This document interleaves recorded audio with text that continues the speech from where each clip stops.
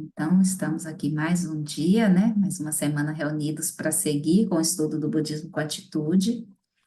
E nós vamos começar com as preces. Na sequência, a gente vai fazer uns minutinhos de silêncio para trazer a nossa presença, repousar, né, nesse estado de presença tranquila, pacífica, abrindo esse espaço da mente também para ouvir, ler e compartilhar aqui tudo que o Lama traz para a gente nesse livro, né? Nesse estudo que a gente tem feito juntos. Então, para começar, vamos encontrar uma posição confortável, vamos trazer nosso corpo e mente para esse momento, nos conectar com a presença de Guru Rinpoche, nos conectar com a presença do nosso querido Lama Alan Wallace. Vamos tomar 3 respirações suaves e profundas, trazendo corpo e mente para este momento. E nos preparando de uma forma mais adequada para o nosso estudo. Hum. Na fronteira noroeste de Odiana, no coração de um lótus, está sentado aquele renomado como Padmasambhava, que alcançou o espantoso Supremo Cid e está cercado por uma hoste de muitas daquines. Seguindo suas pegadas, dedico-me à prática. Por favor, aproxime-se e conceda suas bênçãos. Guru Pema Siddhi Hum. Ogen Yogi No Jansang Pema Gisardon Pula Yantsen Chogi No Drunye Pema June Jesudra Gordo Kandro Mapepo Kiki Jesuda Druki Jingi Lati Jitsu So Uru Pema Si Hum. Ogen Yogi No Jatsan Pema Gisardon Pula Yatsen Chogi No Drunye Pema June Jesudra Ordo Gandro Mampeko Keki Jesu Dadruki Jinji Lati Jesus Sol Guru Pema Siddhi Hum.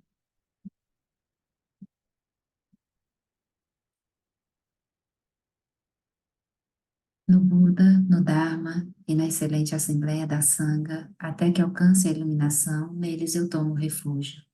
Através da minha prática das 6 perfeições, possam todos os seres sencientes alcançar o estado búdico.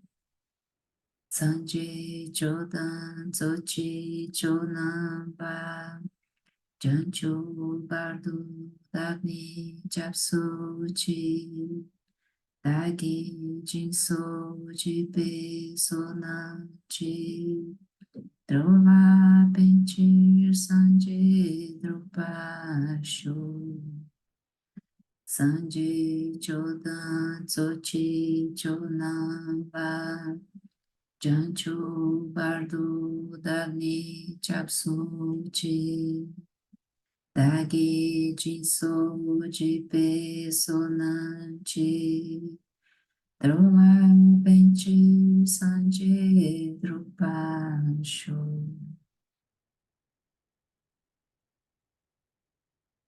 Nós vamos fazer 5 minutinhos de silêncio, tomando a respiração como um elemento, uma âncora para trazer a nossa presença.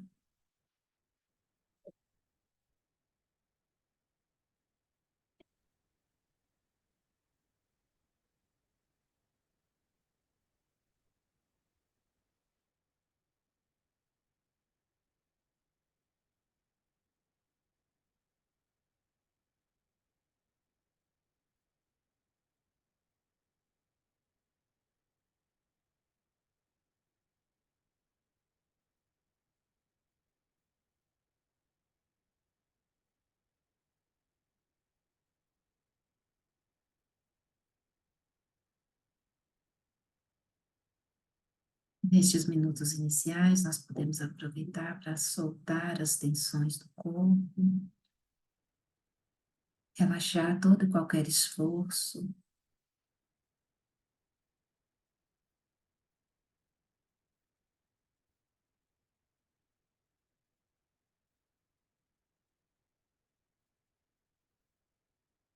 dar um tempo a todas as tarefas que nós executamos durante o dia, que temos ainda a executar quando terminarmos o nosso encontro. Nós escolhemos simplesmente repousar no momento presente, conscientes da própria respiração.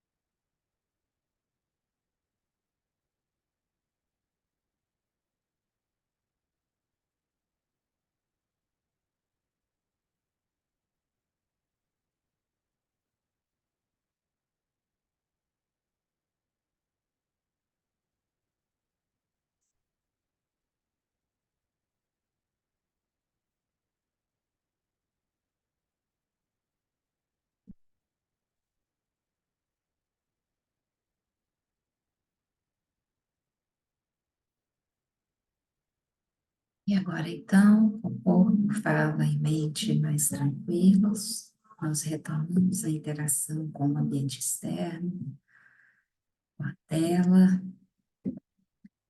a seguir o nosso estudo.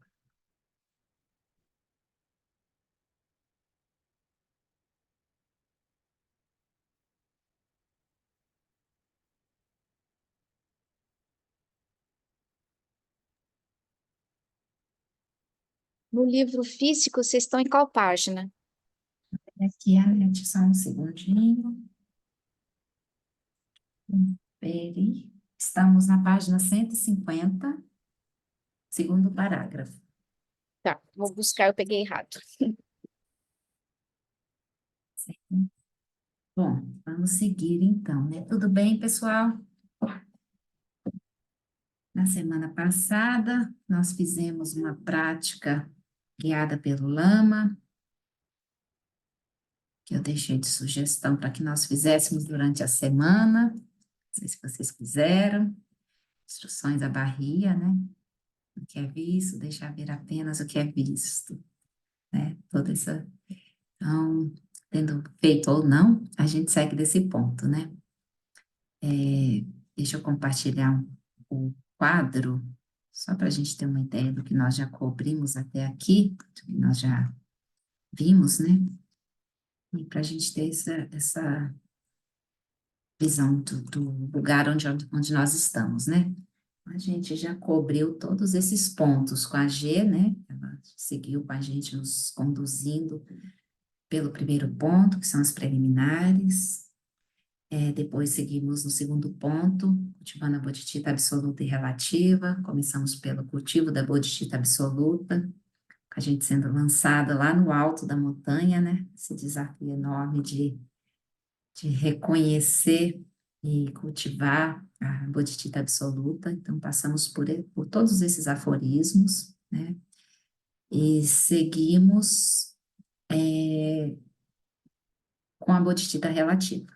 Então, a gente já cobriu esse ponto da bodhicitta relativa entre as sessões, seja uma pessoa ilusória, e estamos agora neste aforismo, entre a pratica alternando o dar e o tomar, no cultivo aqui da bodhicitta relativa. Até aqui, você se lembra e tem dúvidas, ou alguém quer comentar alguma coisa, compartilhar alguma experiência? Darcy anda tão caladinho. Bom, vamos seguindo então, né? Qualquer compartilhamento, vocês, por favor, abram o microfone e falem. Ai, peraí, que eu acho que eu deixei todos mudos também. Então, Aline, quando o barulho é muito intenso, né, é difícil. Eu falei isso na terça-feira, até com a Flori. É difícil você, né, ouvir só o que é ouvido, assim, como uma aparência, né? É Uhum. difícil você não conceitualizar, né? Sim, Então, eu tentei fazer essa semana, mas é muito difícil. Tudo que você olha, que você vê, você rotula, que você ouve, você rotula. Então, é difícil, né? Porque você olha a garrafa ela já vem como garrafa, é, né? Você não vê como uma forma só, né? É sim. muito difícil. Eu acho muito difícil, né? Sim. E é mesmo, né, Cris? Mas esse é o nosso propósito aqui, não é realmente. Bom, o propósito, a ideia é que a gente consiga, quando nós sabemos, né? Mas só da gente perceber como, quando surge uma aparência, ela já surge atribuída de vários rótulos, né? Que é como se ela fosse aqueles rótulos todos que a gente atribui a ela. Ela tivesse realmente aquela função específica que a gente atribui a essa aparência. Então, a gente perceber isso, a gente já está fazendo um movimento, né, dessa prática. Eu também acho que é muito difícil, muito mesmo, porque a gente é treinado isso é tão natural para a gente desde sempre, né? Desde que a gente compreende o nome de um objeto, de uma aparência, a função daquilo, ela não surge para a gente só com uma aparência, ela já surge com uma função na nossa, na nossa experiência, né? Mas isso é um ponto importante da gente observar, que a gente faz isso com os objetos, utensílios, né? A gente pode gerar apego a determinados utensílios ou não, e é para esse ponto que a gente vai olhar, né? Para como, a partir do momento que nós designamos conceitualmente uma aparência, aquilo passa a ter um poder sobre nós, que nós passamos a lidar, a interagir com essa aparência a partir do apego, da aversão, do desejo. É para aí que a gente vai olhar, né? Não é deixar de ter essa relação com as coisas que são úteis, essa relação com as pessoas que, né, que não é cair numa indiferença, mas é reconhecer como isso está tão entrelaçado na nossa experiência e como esse entrelaçamento da aparência que surge já designada de vários conceitos e funções, elas geram em nós essas aflições que causam sofrimento, né? É com certeza muito difícil, por isso é uma prática que a gente precisa fazer e tentar trazer para a nossa vida, né? Que é esse o convite que o Lama faz para a gente. O convite não, né? A orientação que ele nos dá a todo momento, especialmente aqui nesse livro. Acho que em todos, mas nesse daqui isso é muito claro. E nos próximos pontos que a gente vai cobrir, né? De que forma a gente vai trazer essas experiências que a gente tem na prática, né? Essas observações, para a nossa vida, para a nossa rotina, para que a nossa vida se torne uma prática do Dharma, né? Não só enquanto a gente está aqui no grupo de estudos, não só quando a gente está sentado na prática formal, mas que isso seja realmente um movimento e uma compreensão que nós vamos desenvolvendo momento a momento na nossa relação com o mundo. Então, é muito difícil para todos nós, tenho certeza, e é por isso mesmo que a gente segue praticando juntas, né? Percebendo que a gente se enrola e desenrolando um pouco, e é assim. E principalmente com muita bondade amorosa com a gente mesmo, muita compaixão com a gente mesmo, né? Reconhecendo os nossos maiores desafios, dificuldades e nos apoiando uns nos outros para a gente ir superando, né? Só um segundinho, gente, rapidinho.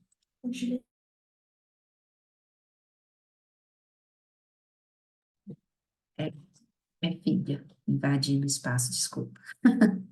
Eu, quando estou em casa, é mais difícil, porque tem filho, vem marido, vem amiga de filha que está indo embora, essa confusão, né? Mas vamos lá, então, vamos seguir com a leitura, né? Então, vamos lá, estamos no livro físico, na página 150, e no Kindle, aqui pelo menos no meu formato de 2 colunas, e nessa fonte está na página 155.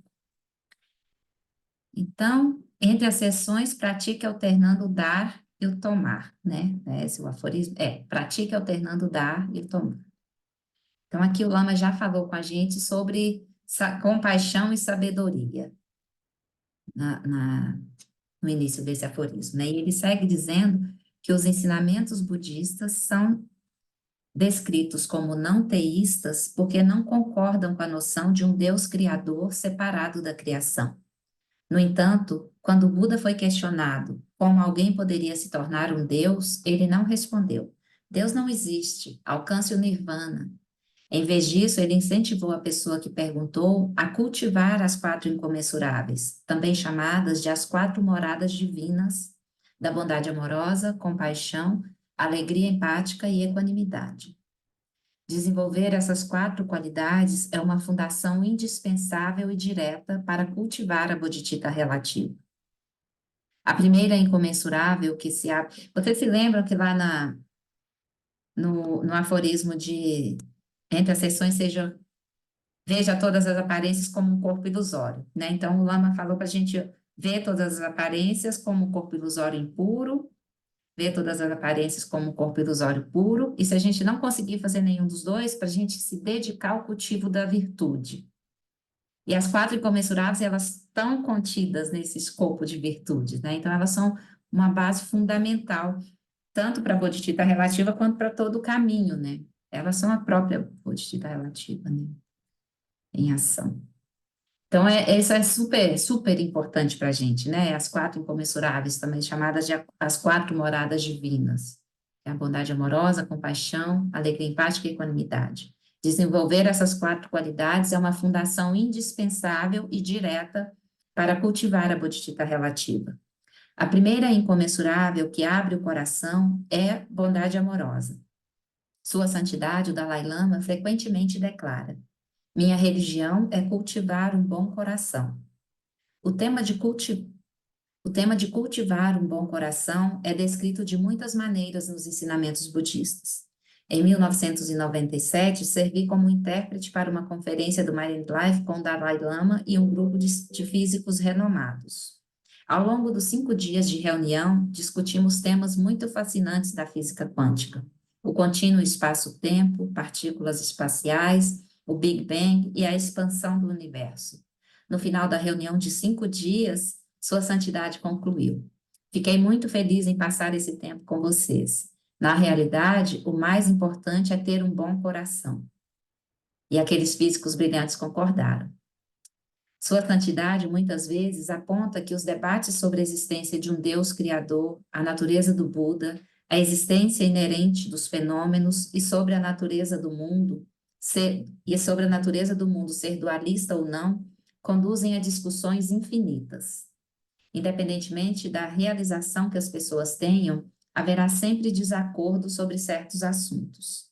Nunca haverá um momento em que os representantes de todas as religiões e filosofias do mundo se encontrarão e chegarão a um acordo acerca dos grandes tópicos da doutrina filosófica e metafísica, e muito menos acerca dos temas menos importantes. No entanto, há um ponto sobre o qual há concordância entre as pessoas religiosas e seculares em todo o mundo: o valor da bondade amorosa e da compaixão.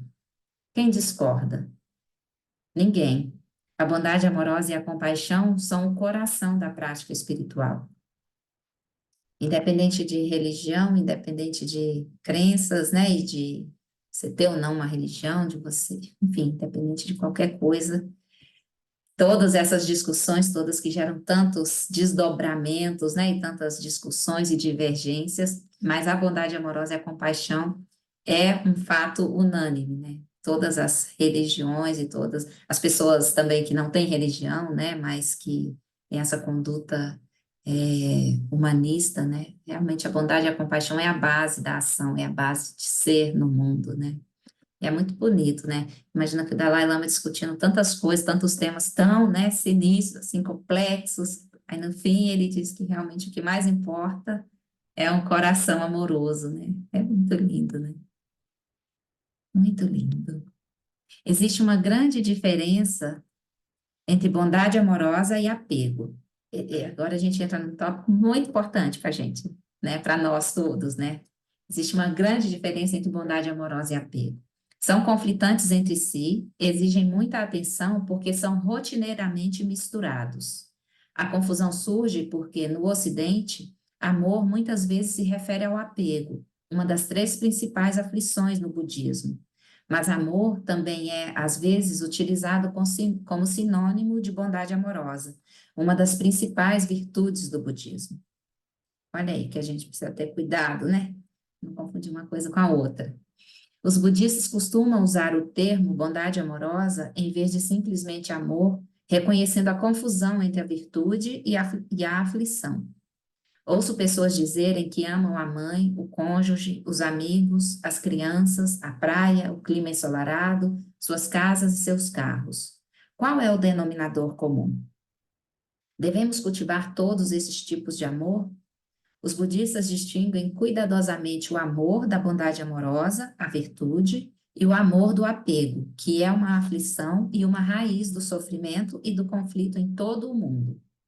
Confundir os dois é como confundir uma colher de terra com uma colher de remédio. A bondade amorosa sincera, a bondade amorosa é a aspiração sincera pelo bem-estar e a felicidade dos outros, com base em uma aspiração semelhante para si mesmo. Um desejo genuíno de que as pessoas estejam bem e felizes, né? Que encontrem as causas da felicidade genuína.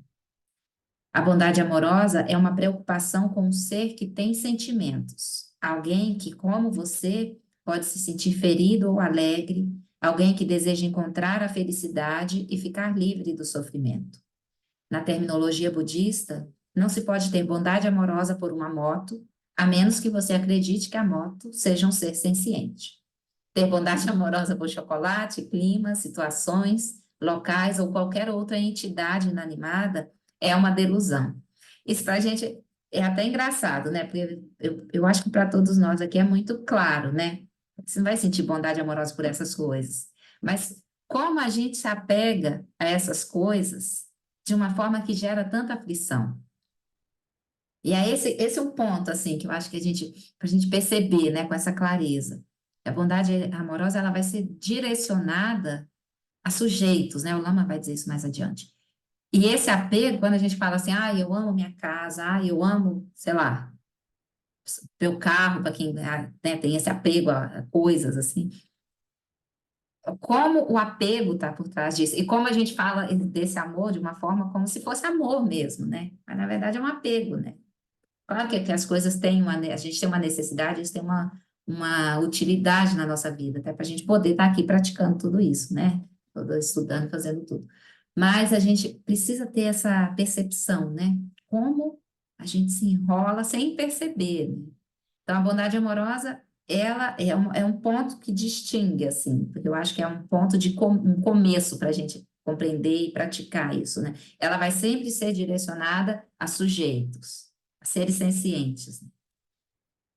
O apego também pode ser direcionado quando a gente objetifica a pessoa, vai gerar apego, né?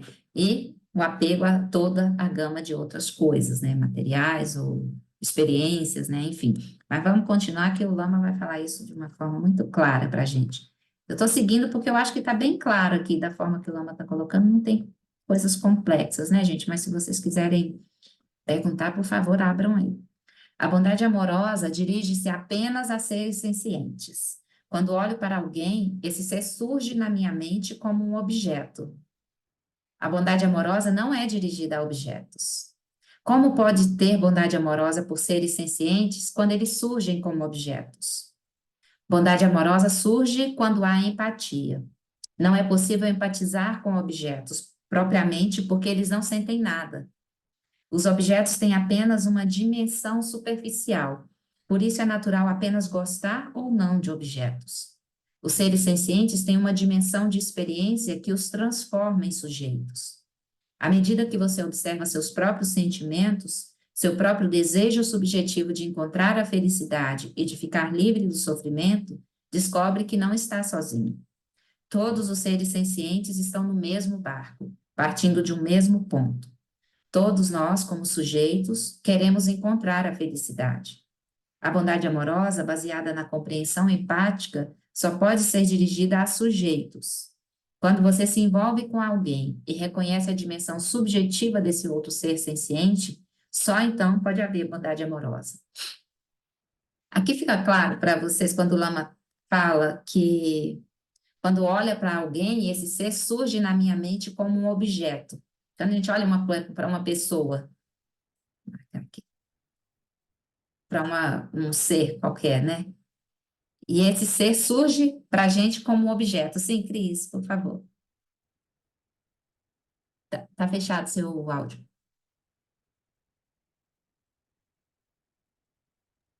Quando falou aqui que as pessoas às vezes são encaradas como objeto, eu estava falando ontem isso com meu filho, né? Como hoje nós temos isso, né?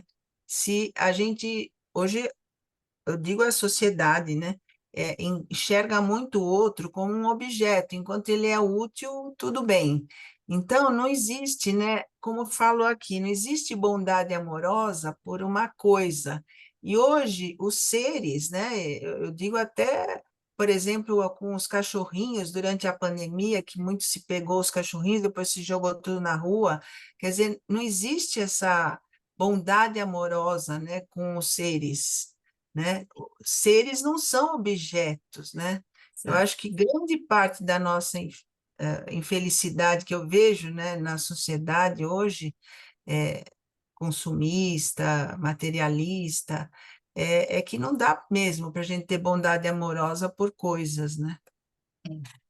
E tudo está cada vez mais objetificado, né? É uma relação muito forte de utilitarismo, né? Tanto com as coisas quanto com as pessoas, né? E os seres, né? Então, no período que a Cris cita, né? Um período de pandemia, as pessoas extremamente carentes, não podem sair de casa, então tem um animalzinho que é a companhia, né? Depois isso deixa de ter essa função e aquele ser já não faz mais sentido, né? Já não tem mais esse lugar, porque é um objeto que veio com a função de ocupar um lugar na vida dessa pessoa, né? E as pessoas realmente não têm consciência disso, né? E a relação entre pessoas também, seja numa relação, numa prestação de serviço, né? Alguém que vai te prestar serviço, ou você vai prestar serviço para alguém, uma relação afetiva, na relação com familiares. É importante a gente observar o quanto a gente está nessas relações objetificando a outra pessoa.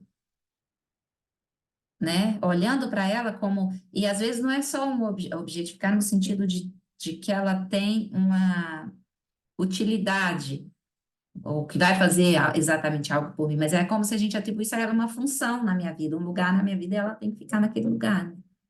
Então, tudo isso está contemplado nesse aspecto, né? Isso a gente precisa ir além, ver essa pessoa na sua subjetividade, nas suas experiências, nos seus anseios, né? Na sua... Como você, né? Por Exatamente. isso a importância, né, das escolas, né, de ensinar desde pequenininho, né? Eu sempre dei aula para sexto ano em diante, né? Mas eu acho que a educação infantil é um dos pontos mais importantes, porque tem que ensinar esses pontos, né, de valorização do outro, da pessoa, que ele também é uma pessoa como você, né? Tem É. que respeitar. Eu acho essas coisas muito importantes. É um sonho que isso fosse ensinado em todas as escolas, né? Desde- Igual que tem lá no Lama Santem, né? é. Infelizmente não é comum, né? Não é o que a gente tem, assim, mas a gente segue sonhando, né? E dentro do possível a gente vai dando nossa contribuição, né? Aspirando a desenvolver meios hábeis também, né, gente? Para a gente poder ir lá e fazer alguma coisa, né? Ou se mover mais, né? Vamos lá, então. Seguimos. O apego é dirigido a objetos. O apego envolve focar a superfície de um objeto, a superfície do chocolate, a superfície de um carro, a superfície de uma mulher, a superfície de um homem. O apego não está preocupado com a dimensão de subjetividade de seu objeto. O apego acrescido da projeção é a fonte de muitas coisas que são confundidas com o amor. Você já apegou, né? Já está apegado e ainda acrescenta a projeção conceitual, as expectativas e tudo mais, aí a coisa vai ficando cada vez mais confusa e enrolada, né? A paixão ocorre quando há uma projeção de qualidades desejáveis sobre um objeto, resultando em um investimento por parte do eu. Esse processo desempodera quem se apaixona porque a felicidade é projetada externamente sobre o objeto do apego. Olha, super importante, né? Uma casa, um trabalho, uma conta bancária, uma namorada ou um namorado, né? Se algum desses for perdido, lá se vai a felicidade. Mas nossa felicidade nunca está em um objeto, nunca está fora de nós. Felicidade é um estado de mente. Infelizmente, criamos uma idealização de algo, acentuando o que há de positivo, transformando o neutro em positivo e ignorando o negativo. E chamamos isso de amor.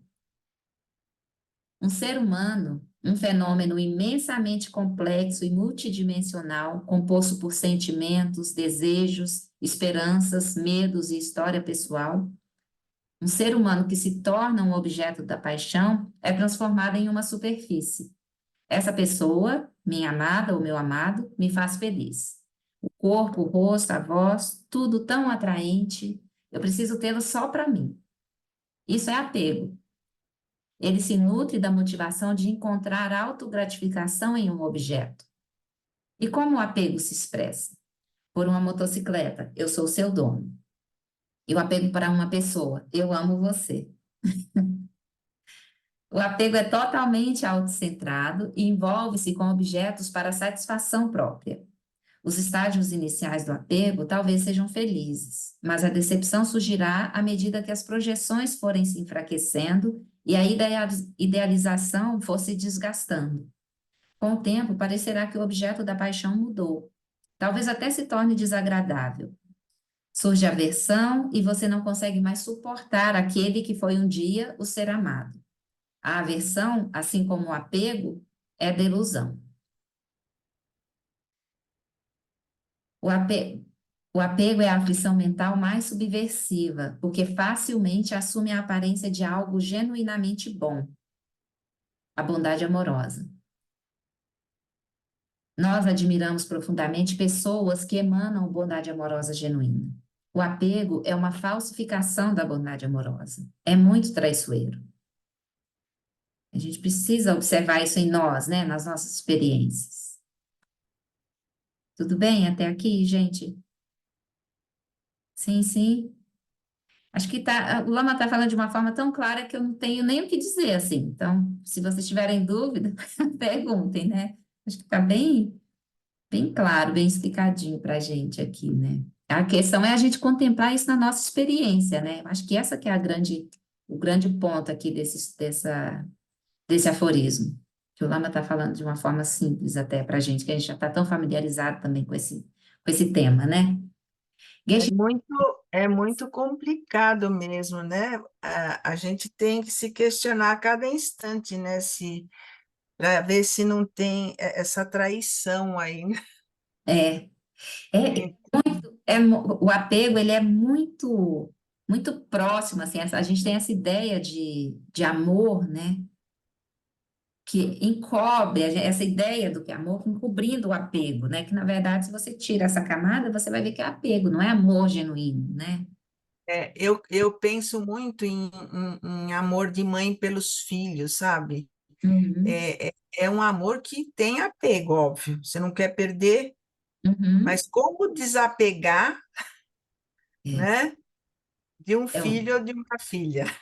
é, e é um exercício necessário, né, Cris? É muito Mas pai aqui. é complicado, né? E sabe que eu também sou mãe, né? E também sou filha, minha mãe é viva. E é um desafio, né? Mas a gente, às vezes, também, agora falar na minha experiência, né? Não sei para vocês como é essa. Às vezes a gente tem essa ideia, assim, de que eu preciso desapegar, né? Porque o apego não. Mas esse desapegar é reconhecer essa forma de relação que gera sofrimento, né? Não é deixar de cuidar, não é deixar de estar presente, de ser o suporte quando precisa, né?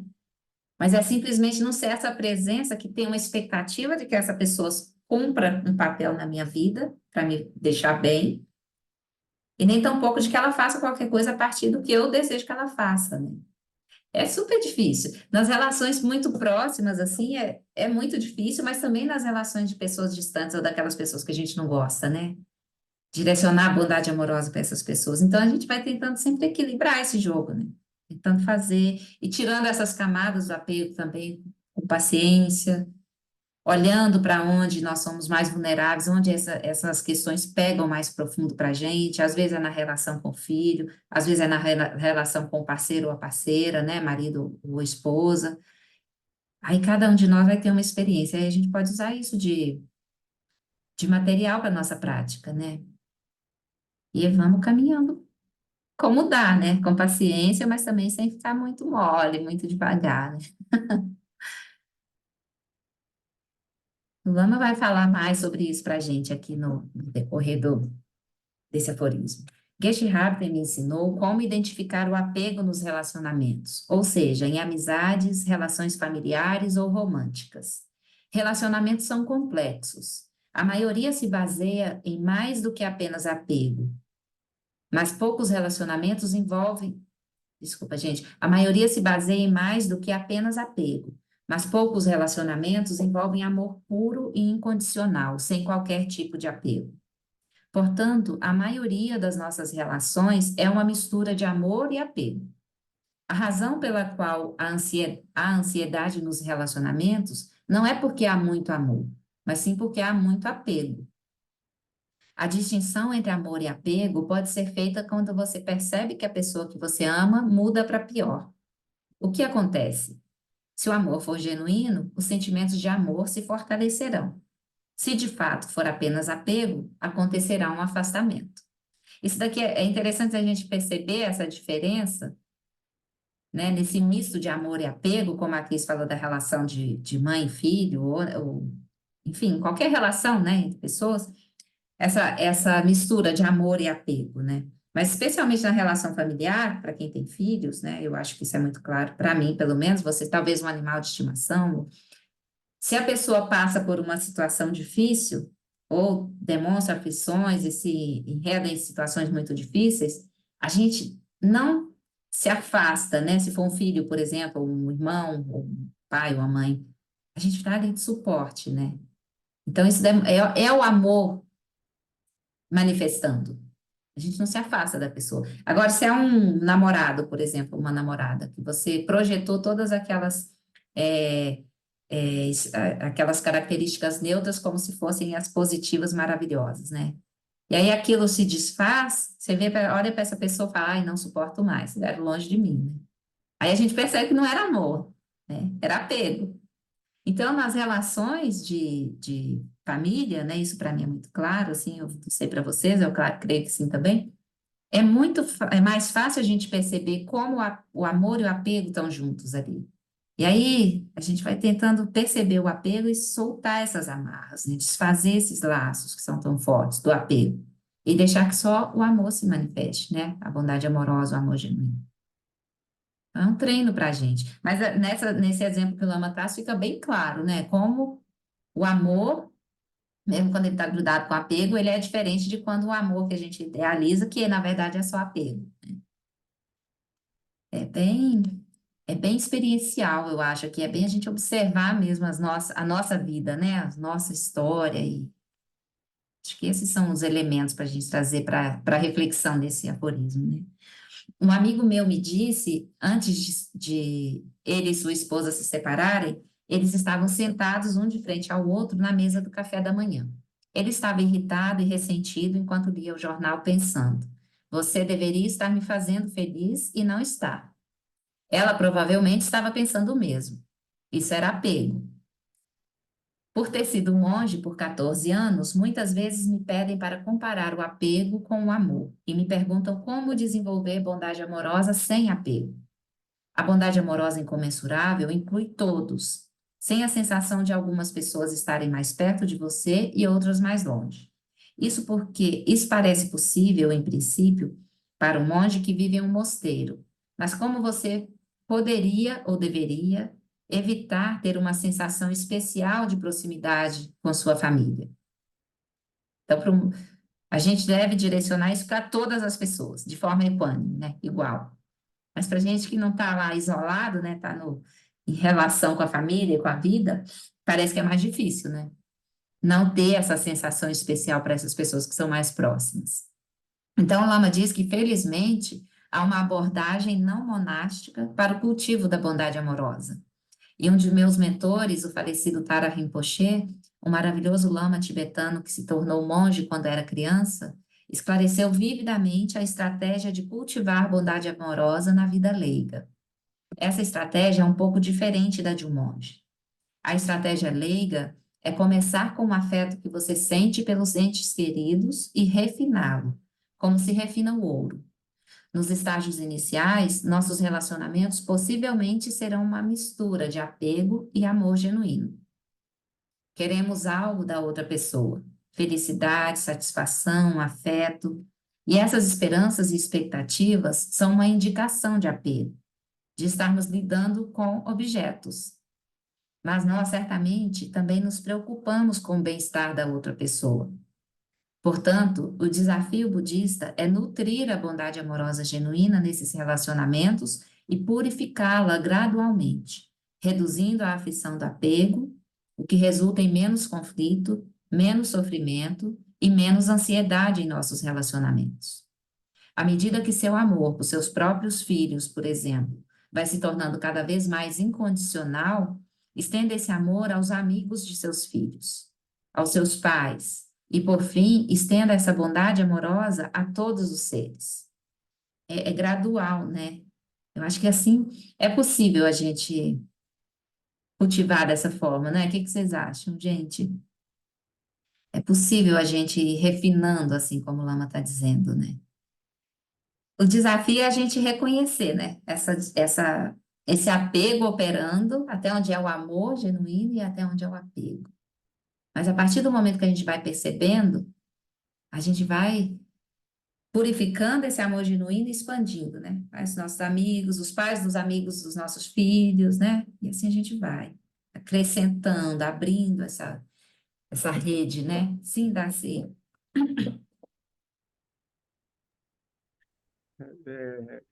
Do meu ponto de vista,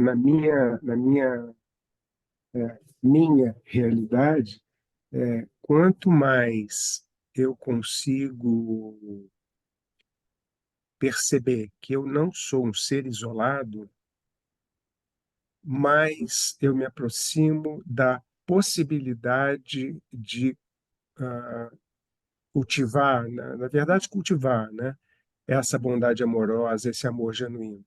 Eu acho que a noção de separatividade é uma barreira praticamente intransponível para a gente poder chegar lá.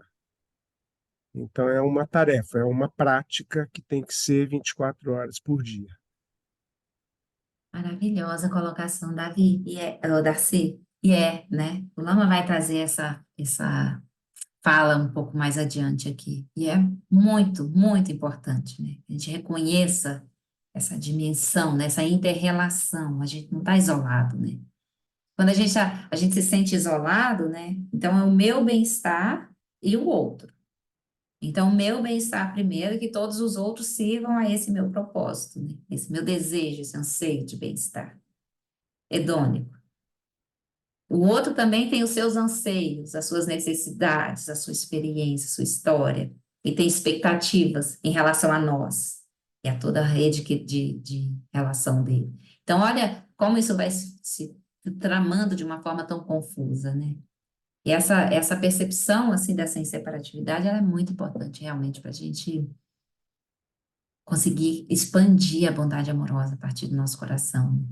E tem um ponto, gente, que eu acho também que é muito importante a gente não perder de vista, não esquecer, né? Que a gente está aqui nessa altura do livro, cultivando a bondade amorosa, a bodhicitta relativa, mas nós já, com a ideia, né, de que nós já tenhamos praticado muito, e a gente já vem fazendo isso ao longo dos anos, né? As práticas anteriores, inclusive a bodhicitta absoluta, né? Que a gente não tem a realização, mas a gente consegue perceber como nós conceituamos, ou as práticas de Vipassana, né? As práticas de insight que a gente já fez tantas vezes orientado pelo Lama nesse estudo e em outros. A gente vai desconstruindo essa solidez da gente mesmo, das outras pessoas, dos objetos, né? Daquilo das coisas com as quais nós nos relacionamos. Nós observamos como os sentimentos, né, o gosto, não gosto, o tanto faz, gera também esse apego tão grande ou essa aversão.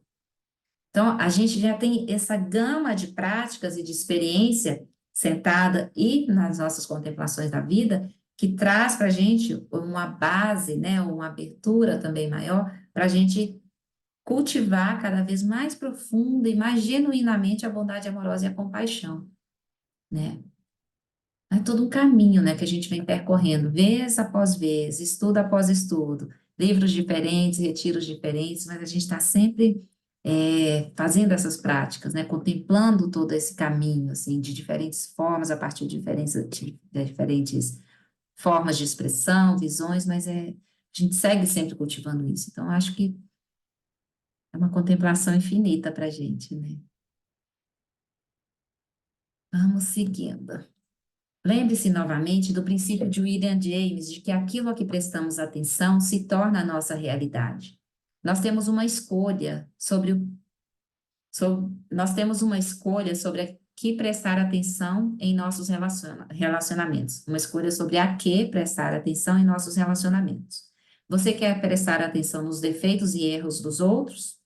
Pelo fato de a atenção ser seletiva, nós podemos sentir que o objeto do nosso apego se torna menos desejável.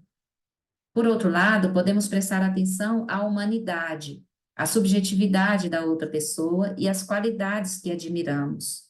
E isso, naturalmente, levará a uma maior apreciação e afeto. Praticamente todos os nossos relacionamentos começam com uma mistura de apego e amor genuíno. Uma mistura que dá origem a muito sofrimento e a muita ansiedade desnecessários.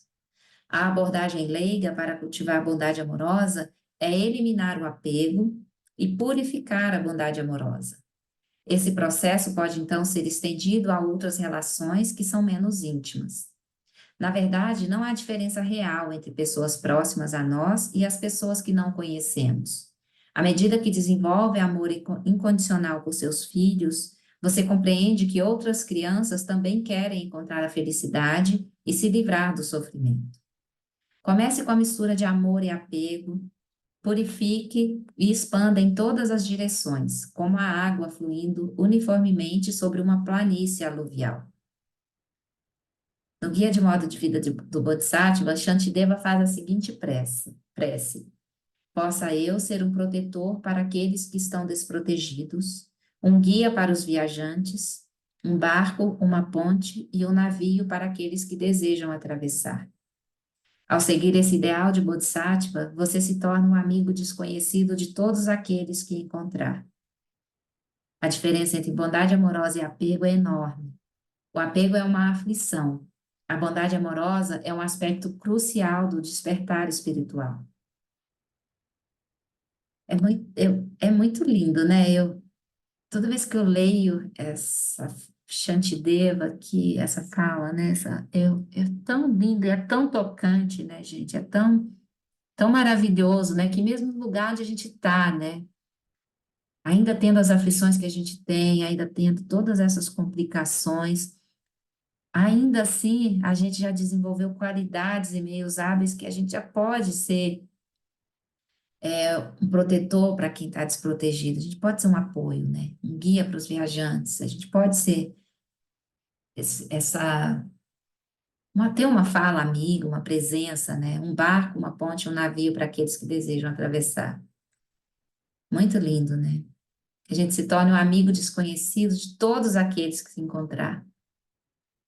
Eu particularmente fico muito tocada, assim, eu acho isso muito precioso, a gente poder desenvolver essas qualidades e seguir esse caminho, assim, né, sendo orientado de uma forma tão clara e tão objetiva, né, o Lama pega a nossa mão e vai nos conduzindo nesse caminho, assim, é muito, muito precioso mesmo que a gente possa estar dedicando esse tempo, né, nos encontrar enquanto Sangha para contemplar todos esses ensinamentos, né, muito, muito precioso. E assim nós encerramos esse aforismo. Pratica alternando dar e tomar. Alguém quer falar, quer perguntar, quer protestar? Aline, eu queria falar uma coisa, assim, na verdade me veio isso, queria que você me ajudasse a elaborar, talvez. Tá? Um dos maiores incômodos, assim, que existem, né, quando a gente fala do budismo, eu acho que qualquer religião que não seja cristã, teísta, é esse vazio que existe no lugar de Deus, né? Esse final de semana mesmo eu fui questionada, e daí a pessoa falava, eu tentei uma época, eu procurei, mas não ter um Deus me incomodou muito. Uhum. E as pessoas realmente acreditam, né, que no budismo essa figura de Deus é substituída pelo Buda histórico, né? E daí talvez hoje com essa parte do livro ficou muito evidente que Deus não é que não exista esse Deus no budismo, né? Ele só ele tem um outro nome, talvez, que não é o Buda, que nunca foi o Buda, né? É a bondade amorosa. E quando a gente investiga a figura de Deus, até mesmo no cristianismo, que talvez seja, né, a tradição que eu tenha tido mais proximidade, quando a gente investiga, é realmente a bondade amorosa, né? É Deus é a bondade amorosa. Então, talvez eu acho que eu vou começar a falar isso, não é que não tenha Deus, existe quando, né, quando bem investigado, só que não se chama Deus, se chama bondade amorosa. Isso, e mesmo nas religiões cristãs, né? Eu acho que todas as religiões, não vou dizer todas porque eu não sou uma estudiosa, né? Sou da teologia, mas eu acho que amor e compaixão é a base de toda religião, né? Seja cristã, seja o budismo, hinduísmo, taoísmo, está sempre nessa relação de amor, compaixão e dessa inter-relação com as outras pessoas a partir desse lugar amoroso compassivo, né? A questão que eu vejo também que as pessoas têm muita dificuldade com relação ao budismo é porque é não teísta, né? E no o ideário geral, assim, principalmente ocidentais, né? A gente tem muito constituído essa ideia de um Deus externo, né? Uma entidade externa que vai operar milagres, ou enfim, cada um vai ter sua crença, né? Mas para a gente não existe essa entidade externa, né? E o que a gente está sempre buscando, essa consciência búdica, essa natureza búdica, ela não é externa e não é interna também, né? Mas ela é manifestação, o lugar de onde emerge essas qualidades, né, essas virtudes todas, e essa habilidade, essa possibilidade de desenvolver sabedoria e meios hábeis para auxiliar todas as pessoas, a todos os seres, onde quer que eles estejam, vivenciando os sofrimentos que eles tiverem, a partir dessas qualidades, né? Amor, compaixão, alegria, né? Equanimidade, das 6 perfeições. Então, todas essas virtudes, elas nos apoiam nesse movimento no mundo. E não há realmente um Deus externo, então não tem como a gente dizer que tem, né? Porque não tem. Mas se for fazer um comparativo, talvez seja essa a convergência, né? O ponto de conexão com as diversas religiões. O amor e a compaixão, a base de toda e qualquer prática religiosa, né? Pena que se distanciaram tanto, né? Muitas pessoas e muitas práticas se distanciaram tanto desses valores fundamentais, né? Darcy, por favor, e depois a Cris também. Compartilhe o seu. Eu não sei quem fez esse comentário, mas eu tenho duas observações. Foi a Se vocês Cindy. pe... A Cindy, Uhum. Cindy, se você pegar o livro Ciência Contemplativa, se não me engano, tem um capítulo que se chama o Teísmo Budista e um outro que fala que tem o título O Politeísmo Budista, do mestre Alan Wallace. E aí, voltando, essa é uma questão. A outra é que, complementando o meu primeiro comentário sobre a questão da não separatividade, todas as tradições místicas, e por misticismo, eu estou falando aqui em ciência do espírito, todas as tradições contemplativas, elas, o ponto alto dessas tradições é o alcance do estado não dual. E no estado não dual, que não pode ser nem falado, porque toda vez que eu falo de não dualidade, eu estou implicando numa dualidade, mas nessa nesse estado de não dualidade que todas as religiões místicas, tradições místicas alcançam, é, todas elas praticamente dizem que é o encontro com Deus, ou na verdade é a dissolução em Deus, ou na verdade é a volta para casa, ou na verdade é a nossa verdadeira natureza crística, búdica, o que quer que seja.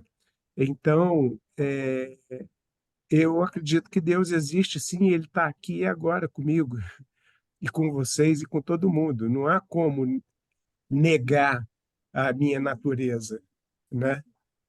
Eu acho que é mais ou menos por aí. Sim, sim. Obrigada, Darcy. Muito, muito obrigada. Cris. O que você falou é exatamente isso que eu ia falar, que normalmente as pessoas veem Deus como uma coisa externa, e você tem em quem, vamos dizer assim, depositar, vamos dizer, a culpa. A culpa não é nossa, né? Então, você é responsável, né, pelos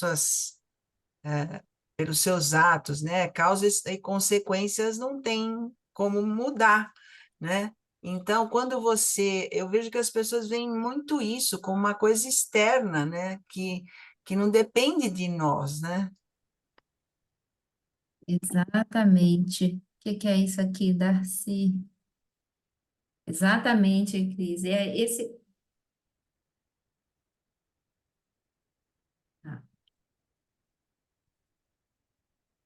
Ah, sim. Esse vamos compartilhar no grupo, porque se a gente for analisar, quer falar, Darcy, comentar? Eu deixo aqui um pouquinho. Se a gente for comentar todo esse quadro aqui, essa imagem que o Darcy. Não precisa. Se você quiser compartilhar no grupo ou apresentar só a imagem e tirar, Uhum, só para ilustrar aquilo que eu acabei de falar. É sim. do Winston Smith. Depois eu vou. A pessoa já fica curiosa. Mas depois a gente vê esse com calma. E aí eu vou ver, depois eu compartilho no grupo. Obrigada, Darcy. Eu acho que é isso, né, gente? E é também importante a gente ver até que ponto a pessoa fala, né? Assim, de não ser o caso, como foi sua experiência, mas até que ponto a pessoa fala com desejo de entender ou compreender, ou compreender mesmo um pouco de onde você fala da sua prática, né? Ou num sentido de afronta, né? De questionamento, assim, sem uma abertura para compreensão, né? Aí, às vezes, não vale a pena a gente insistir, nem tentar falar muito, né? Só deixa passar. E, às vezes, se a pessoa está a fim de entender, né? Ou quer ouvir, aí a gente tem muita coisa para dizer, né?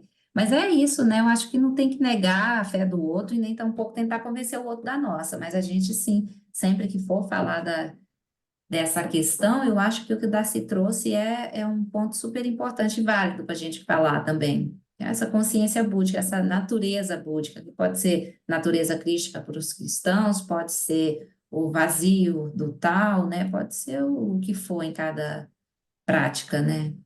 Mas no fundo vai ser a mesma coisa, né? Quase. Laca, por favor, pode falar.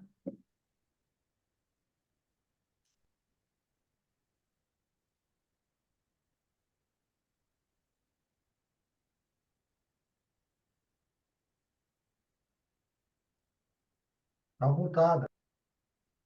Tá muda, mas você tinha tirado do mudo e voltou. Aí, agora pode falar. Então, o que eu vejo muito, assim, que nem quando fala assim de, principalmente relacionado com algumas tradições, que existe assim uma preocupação de falar, é isso ou é isso, é a coisa dualista que tem mesmo, né? E no budismo a gente fica mais livre para a gente ir vivendo o fluxo das coisas, né? Exatamente. Então, eu penso assim, não fica naquela coisa de time de futebol, que você tem que ser, ou você é corintiano, ou você é palmeirense, ou você é, né? No budismo você fica tranquilo, porque você está recebendo os ensinamentos, você sabe o quanto aquilo são coisas que foram ensinadas e foram passando muitas vezes nem escritas, né? Foram passando de verbalmente mesmo. E acho que aí vai muito da fé, porque a fé é uma coisa que você vai ter no budismo, no cristianismo, no islamismo, em qualquer, né? Eu confio muito, assim, é difícil porque eu também fui criada numa tradição cristã e às vezes eu sou cobrada por isso. Mas eu acho que a gente tem que desconstruir essa coisa de, não sei se vocês chegaram a assistir essa última palestra, essa última fala lá do que teve no lugar. Não, eu não acompanhei. Se quem não assistiu, eu aconselho que assista. Nossa, ele falou que, por exemplo, uma coisa que eu nunca tinha pensado, lá na África, eles criavam acho que o Daisy estava lá, não estava, Daisy? Ele falou que eles, por exemplo, quando eles queriam falar uma coisa para eles, eles criavam o Exu. Aí o Exu se tornava, porque como é que eles iam explicar que um Deus tão bom, tão maravilhoso, tão não sei o que, foi isso que eu entendi. Ele permitia que aconteciam coisas tão ruins, né? E isso é uma coisa que até hoje as pessoas ficam discutindo. Agora, então eu vejo assim, no budismo a gente aprende que essa interferência externa ela quase não existe, né? Que a gente esses dias um amigo meu falou assim para mim, a gente tem que aprender a confiar no karma. Aí eu falei assim, mas o que seria confiar no karma? Ele falou, às vezes a pessoa tem uma situação toda propícia, toda positiva para que ela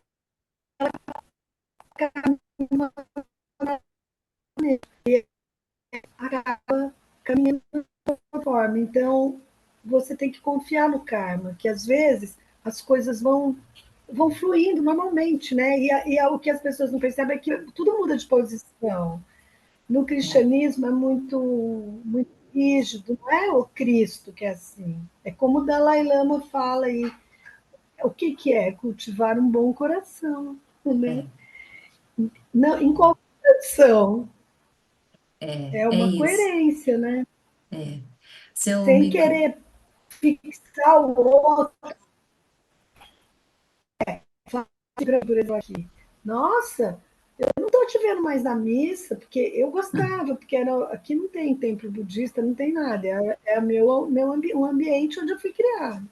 Aí, de repente, eu não tenho muita vontade de ir, porque tem coisas assim, que eu ouço que já não faz muito sentido, entendeu? Para Uhum, mim. E sim. aí a gente tem que estar nessa coisa, mas a gente tem que fugir desse dualismo. Não sei se eu conseguir me explicar, que eu sou meio confusa. Sim, travou um pouco o áudio para mim, não sei para vocês, quando você falou de karma, mas eu acho que deu para entender bem, que é realmente esse Não, é que movimento. um amigo meu falou assim para mim: a gente tem que confiar no karma. Eu falei, nossa, mas o que é confiar no karma? Fiquei assim, meio, sabe, perdida. Ele falou assim: é que às vezes existe toda uma situação propícia, favorável para determinada situação. E aí acontece uma situação em que você. Alguém até falou esse negócio de uma piscina que a gente vai. Você falou, não falou? Na última vez? A pessoa está indo numa piscina, a piscina está ali na frente para você pular, mas no caminho, seus pensamentos vão. É mais ou menos assim, entendeu? Foi isso que ele quis dizer. A gente nem Uhum, sempre confia no karma. sim, sim. Quer É, consertar, quer ter controle, quer fixar em determinada coisa. e esse é um ponto para onde a gente vai olhar, né? Porque quando a gente tem essa necessidade de controlar que surge, a gente está imerso em aflições mentais, né? Porque se a gente estiver realmente repousando no lugar de, se estiver repousando na consciência primordial, então aí mesmo que a gente não vai se afligir tanto, né? A questão é que nós não estamos. Então, quando surge, quando se manifesta ou quando amadurece um karma mais desafiador, a gente tenta pacificar, deixar arrefecer, né? Decantar as aflições, pelo menos mais intensas, para a gente perceber como vai agir com aquilo que se apresenta, com sabedoria, dentro do que é possível para a gente, né? Mas são muitos aspectos, né? E eu acho que uma característica do budismo que é muito preciosa, assim, que a gente tem essa autonomia, talvez não seja essa a palavra, mas a que me vem à mente agora, de compreender, transformar, ressignificar a nossa própria experiência na nossa vida, com o nosso mundo interno e com nossas relações no mundo externo. Porque não é uma entidade externa que determina como é a minha experiência. Isso é determinado a partir dos nossos referenciais internos. E sobre esses, nós temos toda a possibilidade de trabalhar, de modular, de modelar de uma outra forma, de estabelecer uma relação comum a partir de um outro lugar interno que não sejam as aflições. Isso está do nosso alcance. Isso é muito libertador, né? Porque vocês imaginam se fosse uma entidade externa que determina o fluxo da nossa existência. Vai ser assim, vai ser assado, vai ser não sei o quê. E a gente simplesmente não teria nenhuma autonomia para lidar com as coisas que surgiriam, né? Já estava predeterminado. Mas não é assim, né? Então, a gente tem essa liberdade imensa de transformar a nossa própria experiência. Se a gente está vivendo momentos difíceis, esse início de grande sofrimento, nós temos uma liberdade imensa para transformar esses momentos. Não que às vezes não vai mudar as circunstâncias externas agora, nesse instante, mas a forma como nós nos relacionamos com essas circunstâncias externas podem mudar. E isso vão trazer uma outra qualidade para essa experiência. E isso é uma liberdade enorme, que o budismo traz, não só fala, como nos ensina a fazer, a transformar. Essa é uma grande ferramenta, né, gente? E é isso, né? O budismo nos ensina sem pedir nada em troca, a não ser que a gente coloque em prática. E a partir dessa transformação, que nós sejamos meios de transformação na vida do outro, de apoio, de suporte, de orientação, uma luz para guiar, uma ponte para atravessar, né? Isso é muito lindo, né? E é muito, muito libertador e desinteressado, né? Porque as grandes religiões, elas são feitas como uma forma de controle. Aqui não. nos é oferecido esse caminho esplêndido, assim, como uma forma de libertação, né? De libertação no sentido de nos libertarmos das nossas aflições, que nos prende a todos os conflitos da nossa existência, a todo sofrimento. Então, esse é o grande diferencial, assim. E está tudo aqui para a gente, disponível, né? Na nossa mão, nos nossos áudios, para a gente ouvir as meditações e praticar. E é só a gente fazer isso, né? A gente ter esse apoio de sangue para compartilhar, para ouvir, para falar, né? É muito precioso que a gente tenha essa oportunidade realmente. E eu acho que a gente precisa sempre agradecer, lembrar do quão precioso é isso e agradecer, né? Por esse suporte, por essas orientações todas e por esse caminho que a gente não só escolheu, mas isso para a gente fez sentido e a gente se conectou, né? Dessa forma. Muito maravilhoso. Vamos seguir mais um pouquinho? Vocês já cansaram? Vamos entrar no próximo aforismo, que é o cultivo meditativo da bondade amorosa. E aí, vamos ler o que o Lama traz, e aí, na semana que vem, a gente faz uma prática de bondade amorosa. Se possível, guiado pelo Lama, que é muito especial, né? Então, vamos seguir um pouquinho mais no nosso próximo aforismo, o cultivo meditativo da bondade amorosa. E o cultivo meditativo é na prática formal, mas é também na nossa ação no mundo, né? Vamos ouvir o que o Lama vai nos dizer. Ele vai dar uma orientação, mas aí a gente lê, eu acho bom ler, que tem muitos elementos que na hora de guiar a prática não funciona tão bem, a gente lê e na semana que vem daí a gente começa com uma prática de bondade amorosa, tá bom? O cultivo meditativo da bondade amorosa. Na tradição budista, o cultivo da bondade amorosa é ensinado de várias maneiras. Descreverei uma técnica baseada nos escritos do sábio budista indiano do século V, Buddhaghosa.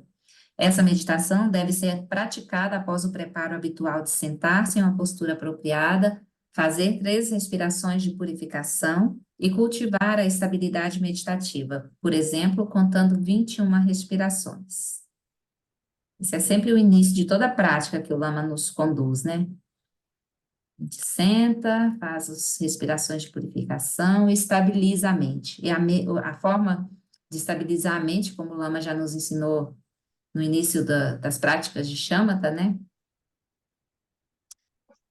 A melhor forma de estabilizar a mente é concentrando na respiração. Então, aqui ele está dizendo isso para a gente. O primeiro passo dessa prática é refletir sobre a antítese da bondade amorosa, a raiva e o ódio.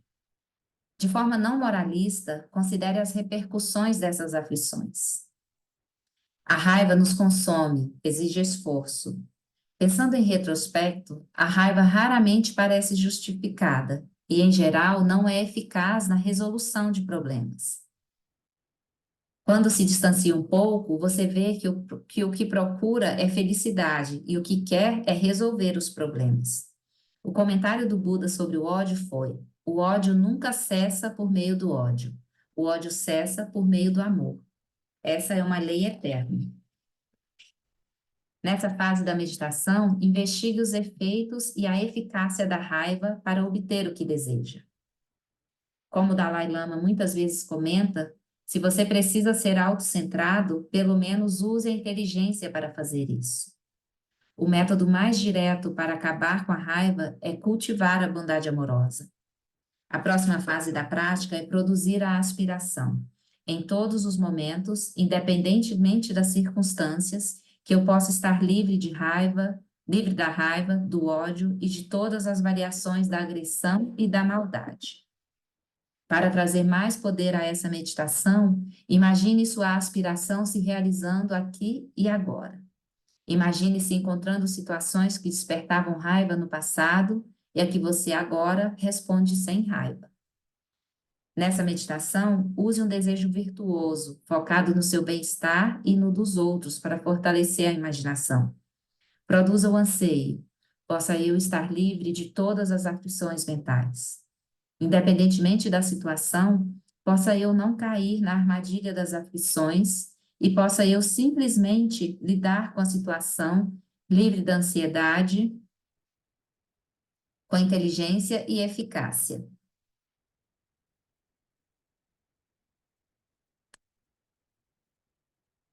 Imagine que isso se torna fato agora mesmo. Produza o desejo de estar livre do apego, que dá origem à ansiedade e ao medo e à ansiedade. Imagine-se livre de todo medo e ansiedade no presente, no passado e no futuro. Imagine-se neste momento livre do apego, que dá origem ao medo. A próxima fase da meditação é fazer surgir suas aspirações mais significativas e imaginar uma vida que seja verdadeiramente plena de realização, felicidade e significado. Permita surgir o desejo de encontrar a felicidade genuína. Imagine-se genuinamente bem e feliz, independente das circunstâncias externas. Imagine que seus anseios mais profundos se realizam aqui e agora. E traga à mente uma pessoa a quem você admira. Contemple as qualidades dessa pessoa que inspiram tal admiração. Com essa pessoa em mente, cultive o anseio que você, assim como eu, possa se livrar de toda raiva, ressentimento e ódio e possa permanecer serena, sem a turbulência das aflições mentais. Imagine que isso se realiza. Assim como você deseja livrar-se da raiva e encontrar a felicidade, deseje isso também a essa pessoa a quem você admira.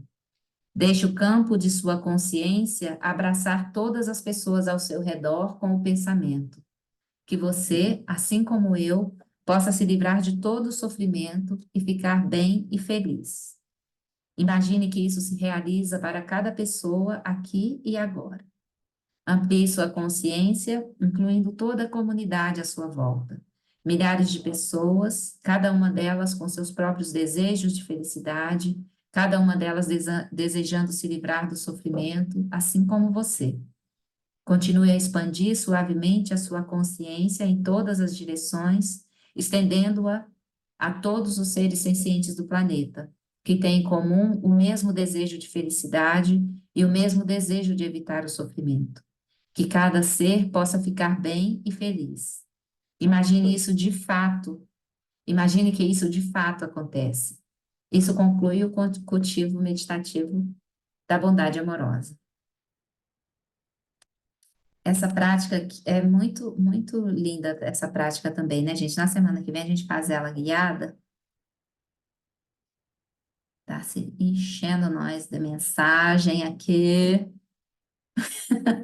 que eu vou resgatar depois. Quem quiser copiar, já pode copiar e colar, que tem várias dicas de livro, vários materiais interessantes. Tá? Se eu preciso de 3 vidas para ler e refletir sobre o que você manda. Não, mas é simples. Praticamente todas as tradições, elas ficaram estacionadas como instituição num determinado nível de visão de mundo. O budismo não. O budismo é uma das únicas tradições que tiveram momentos evolutivos. Então, a primeira roda, a segunda, a terceira. Então, é a tradição mais aderente a uma visão, a uma integração com o desenvolvimento da ciência, por exemplo, na psicologia do desenvolvimento. Cada um de nós vê um Deus, dependendo do nível de desenvolvimento que a gente está. Então, entende? Então, se a Sim, gente, por exemplo, tem o budismo que você cultiva o Buda como uma figura externa, concreta, que está lá longe, e outras pessoas veem o mesmo do lado da gente, veem a natureza de Buda em nós mesmos. E se a gente tiver esse conhecimento, fica muito mais tranquilo avançar e até compreender o outro e até sim, desenvolver compaixão. sim. Esse que é o grande aspecto, né? É a gente não ter essa necessidade de impor ao outro também aquilo que para a gente faz sentido, né? Não é que é real exatamente. Essa é um elemento de compaixão, né? Sabedoria, desenvolver esses meios hábeis. Depois eu vou contemplar ler e contemplar. Matar, se tem manda um monte de coisa, acho que maravilhosa, mas é que eu não consigo realmente acompanhar tudo. Mas voltando aqui à nossa prática, então a gente está falando da prática, o cultivo meditativo da bondade amorosa. Então tem várias práticas diferentes. O próprio Lama Alan Wallace traz a prática de bondade amorosa de algumas formas para a gente cultivar isso na meditação formal.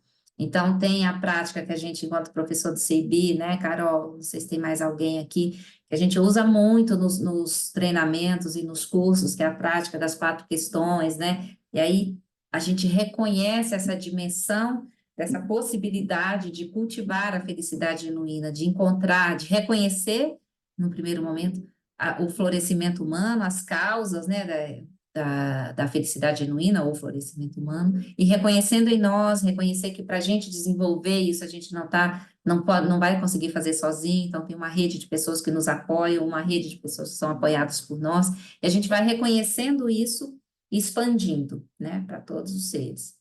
E aqui nessa prática, um pouco diferente dessa que eu falei agora, o Lama traz para a gente essa contemplação dessas aflições que perturbam a nossa, não vou nem dizer o cultivo, mas perturba a nossa percepção dessa bondade amorosa, já está presente, né? Então, quando a gente está sob as garras da raiva ou do ódio, a bondade amorosa está completamente perdida, né? A dimensão de amor genuíno, ela não está presente quando a raiva e o ódio estão presentes. Então, a gente reconhece também essas experiências que são os rivais, vamos dizer assim, né? Que são os arqui-inimigos da bondade amorosa. E a gente precisa reconhecer, porque elas se manifestam em nós, né? Vamos ser muito sinceros e sinceras, né? É porque a gente está aqui caminhando e praticando que a gente não sente mais raiva.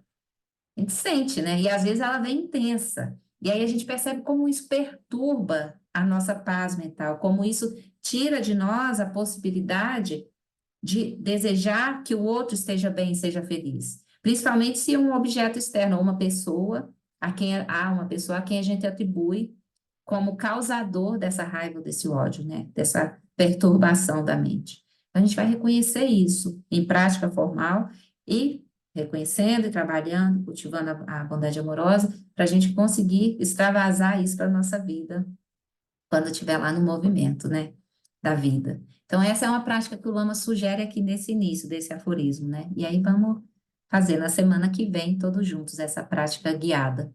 Não sei se eu vou encontrar o Lama guiando essa prática como está aqui, mas qualquer coisa eu vou guiando para a gente, tá bom? Tudo bem, gente? Acho que nosso tempo está perto do fim.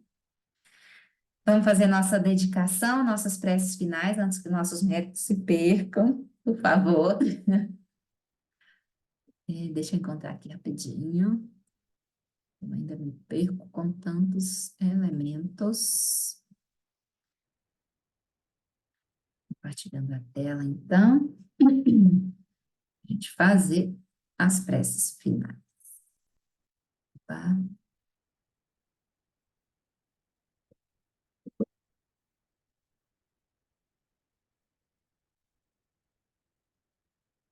Por essa acumulação de méritos, possa eu obter a onisciência que tudo vê, e possam todas as falhas ser superadas. E do turbilhão de ondas revoltas de nascimento, velhice, doença e morte deste oceano do Sansara, possa eu liberar todos os seres. No reino cercado por anéis de montanhas nevadas, você é sem exceção a fonte de todo benefício e felicidade. Poderoso Avalokitesvara, Senhor da compaixão, Tenzin Gyatso, que seus pés de lótus permaneçam firmes por centenas de éons.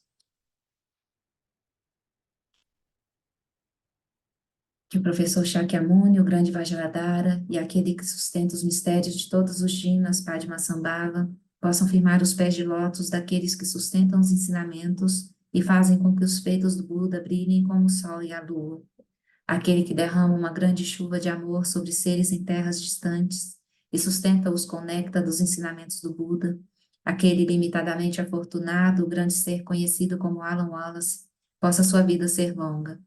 Em Jambudvipa em geral, e especialmente no Ocidente, você ilumina os ensinamentos dos Jinas como a luz do sol. Ó Mestre, possam sua longevidade e seus feitos ser muito extensos. e possa você guiar todos os seres no caminho da liberação.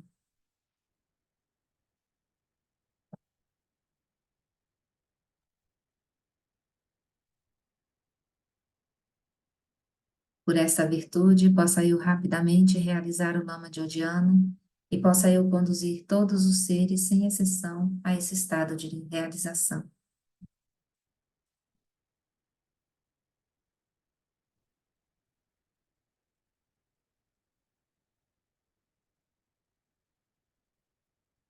Obrigada, queridos e queridas.